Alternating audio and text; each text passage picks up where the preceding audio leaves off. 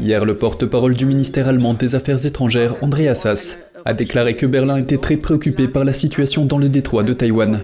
Sass a ajouté que la ministre des Affaires étrangères, Annalena Baerbock, aborderait les tensions entre Taïwan et la Chine cette semaine lors de son voyage en Chine.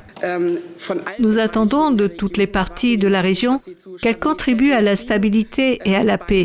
Cela vaut également pour la République populaire de Chine. Nous avons l'impression que des mesures telles que des menaces militaires vont à l'encontre de cet objectif et augmentent plutôt le risque d'affrontements militaires involontaires.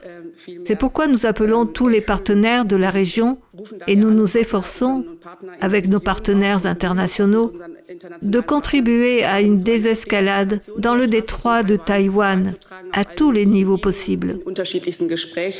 Sass n'a pas souhaité commenter les déclarations faites par le président Emmanuel Macron lors de son récent voyage en Chine.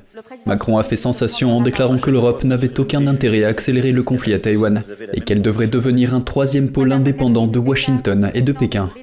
Les acteurs politiques des deux côtés de l'Atlantique ont critiqué la position du président, estimant qu'elle était trop conciliante à l'égard de la Chine, au moment même où celle-ci effectue des exercices militaires autour de Taïwan. Je peux seulement dire qu'en règle générale, nous ne commentons pas ici les déclarations des chefs d'État étrangers.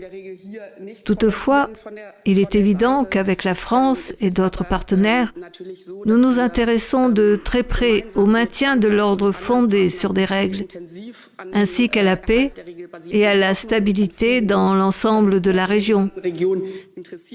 Le porte-parole du ministère allemand de l'économie a déclaré que Berlin était en train de revoir sa décision d'autoriser la société chinoise COSCO à prendre une participation dans le terminal portuaire Tollrort de Hambourg.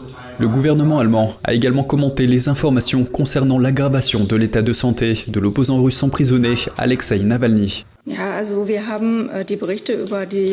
Nous avons reçu les informations sur la situation et la détérioration de l'état de santé d'Alexeï Navalny avec une très grande inquiétude. Et nous demandons que le traitement inhumain qu'il reçoit apparemment en détention soit levé, qu'il ait accès à des médecins et bien sûr qu'il soit libéré de sa détention. Mardi, Navalny a déclaré qu'il avait été remis à l'isolement et contraint de subir des conditions extrêmement infernales.